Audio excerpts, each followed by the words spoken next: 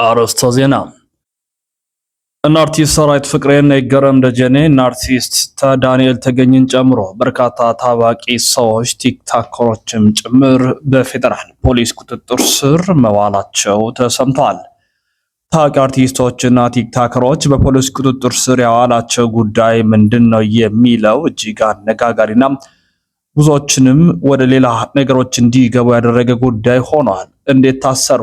ምክንያቱ ምንድን? ዝርዝር መረጃችንን ሰፋ አድርገን ይዘናል። የተወዳጁ ቤተሰቦቻችን ሀገራዊና ዓለም አቀፋዊ ጥንክሮችን የምናቀርብበት ቻናላችን ነው። ሰብስክራይብ በማድረግ እንድትከታተሉ እየጋበዝን በቀጥታ ወደ ያዝነው ዘገባ እናመራለን።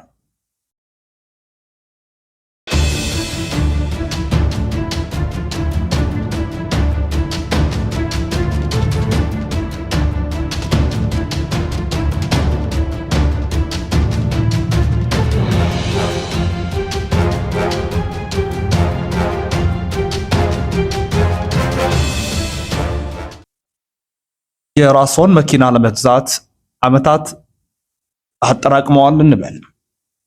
በቴሌቪዥንና በማህበራዊ ሚዲያ በጣም የሚያከብሯቸውና የሚወዷቸው ታዋቂ ሰዎች ቀርበው እጅግ ዘመናዊ የሆነ ምርት ሲያስተዋውቁ ቢያዩ ምን ያደርጋሉ?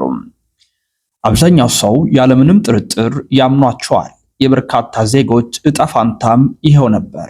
አሁን ግን ያመኑት ፈረስ ጥሏቸዋል።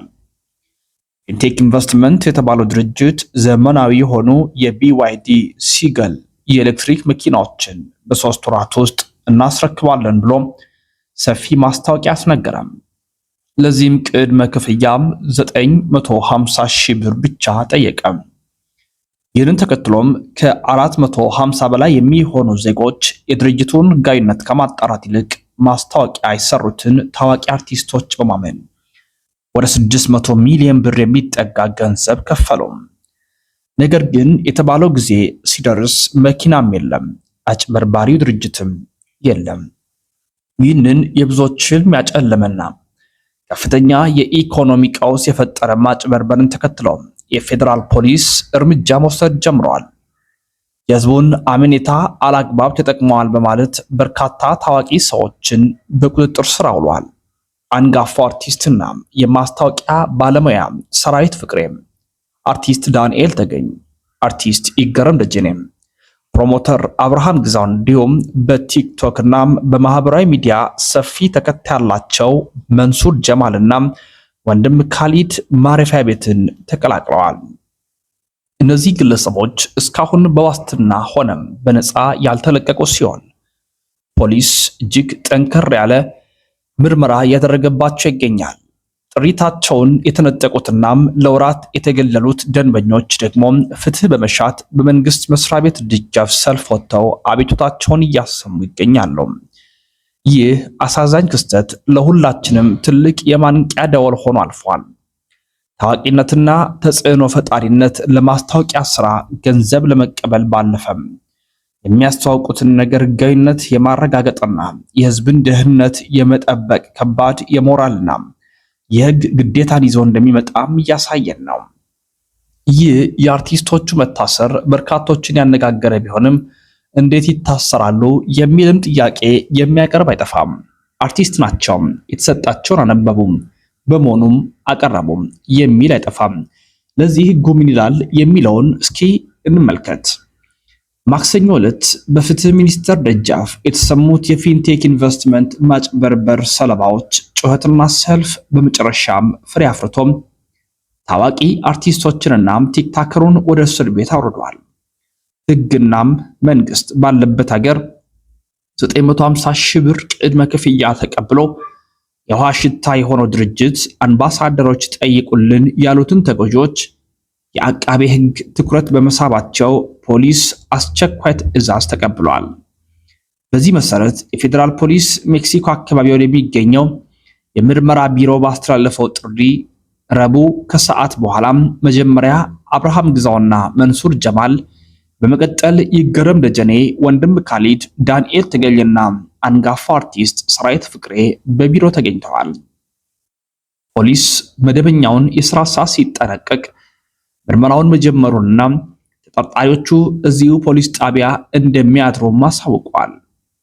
የታሳሪዎቹ ጠበቃ ደንበኞቿን ለማነጋገር ብትመጣም ፖሊስ መግባት አይቻልም በማለቱ ቤተሰቦቻቸው ቀለብ ብቻ አቃብለው ለመመለስ ተገደዋል። የእነዚህ ታዋቂ ሰዎች መታሰር በህዝብ ዘንድ አነጋጋሪ የሆነው አብዛኛዎቹ እኔ የተሰጠኝ ጽሑፍን አንብቤ ማስታወቂያው ሰራው እንጂ ድርጅቱ አጭበርባሪ መሆኑን አላውቅም የሚል ሰበብ ሊያቀርቡ ስለሚችሉ ነው። ነገር ግን የኢትዮጵያ የማስታወቂያ አዋጅ ቁጥር 759/2004 እና የንግድ ውድድር ሸማቾች ጥበቃ አዋጅ ቁጥር 813/2006 ይህንን ሰበብ ፈጽሞ ውድቅ ያደርጉታል። ሕጉ ማንኛውንም ማስታወቂያ ሰሪ የድርጅቱን ሕጋዊነትና አሰሪ የሚያቀርበውን መረጃ ትክክለኛነት የማጣራትና የማረጋገጥ ጥብቅ ግዴታ ጥሎበታል። በ950 ሺህ ብር መኪና እናስረክባለን ወይንም የፀሐይ ኢንሹራንስ ዋስትና አለው ብለው ሲያስተዋውቁ ውሉን የድርጅቱ ፈቃድ ቀድሞ መጠየቅ ነበረባቸው። የዕቃን ትክክለኛነት ዋጋ የደበቀ እንደ ታክስ፣ ኢንሹራንስ ያሉትን እናም አሳሳች መረጃን ያስተላለፈ ማስታወቂያ መስራት በሕግ በጥብቅ የሚያስቀጣ ወንጀል ነው። ከዚህ በባሰ መልኩም ለታሰሩ ታዋቂ ሰዎች ከባድ የሕግ ወጥመድ የሆነው የማስታወቂያ አዋጁ አንቀጽ 30 ነው። ይህ ግልጽ የሆነው ድንጋጌ ሕገወጥ ማስታወቂያ ሲሰራጭ አሰሪ ኩባንያ ማስታወቂያውን የሰራው አርቲስትና ያስተላለፈው ሚዲያ በሕግ ፊት የጋራ ተጠያቂነት እንዳለባቸው ያትታል። ይህ ማለት ማጭበርበሩ ሲከሰት አርቲስቶቹ በወንጀሉ በቀጥታ ተሳትፎ ባይኖራቸውም እንኳን የሕዝብን አመኔታ ያለ አግባብ በመጠቀማቸውና ኃላፊነታቸውን በቸልተኝነት ባለመወጣጣቸው ምክንያት በፍትሐ ብሔር ሕግ ተጠያቂ ይሆናሉ። ሸማቾች የህይወት ጥሪታቸውን ያፈሰሱት የኩባንያውን ሕጋዊነት አረጋግጠው ሳይሆን የነዚህ አርቲስቶችን ዝና አምኖ በመሆኑ ተጎጂዎች በደረሰባቸው የገንዘብ ኪሳራ ልክ ከአርቲስቶቹ ላይ የገንዘብ ካሳ የመጠየቅ ሙሉ ሕጋዊ መብት እንዳላቸው የሕግ ባለሙያዎች ያስረዳሉ። የባሰም አለም። እጅግ አሳዛኝና አስደንጋጭ ጉዳይ ይህ ነው። ከ950 ሺህ በላይ ቅድመ ክፍያ እንዲከፍሉ የተነገራቸው እኚሁ ኢትዮጵያውያን ቁጥራቸው ከ450 በላይ እንደሚሆንና የፊንቴክ ኢንቨስትመንት ግሩፕም ከ600 ሚሊዮን ብር በላይ ወደ ራሱ አካውንት አስገብቶ እሱም ድራሹም እንደጠፋ ለማወቅ ተችሏል። ይህ በርካቶችን ያስቆጣው ድርጊት ፖሊስ በቀላል የማይመለከተው እንደሆነ ግልጥ ነው። ሰለባዎቹ ጩኸት አርቲስቶቹን አሳስሯቸዋል። ማስታወቂያውን የሰራሁት የሚለው ሰበብም ብዙ እርባና ያለው አይመስልም። በመሆኑም የፌዴራል ፖሊስ ምን ያስተላልፋል? ከዚህ የባሰው ጉዳይ እጃችን የገባው ጥንክር ምንድን ነው? በቆይታችን ውስጥ የምናስደምጣችሁ መረጃዎች ይሆናሉ። ጉልበት እንዲኖረው ላይክ ማድረግ፣ ሼር ማድረግ እንዲሁም ሰብስክራይብ በማድረግ እንድትከታተሉን እየጋበዝናችሁ እኛ በሌሎች መረጃዎች እንመለሳለን። እስከዚያው ተሰናበትን። ሰላም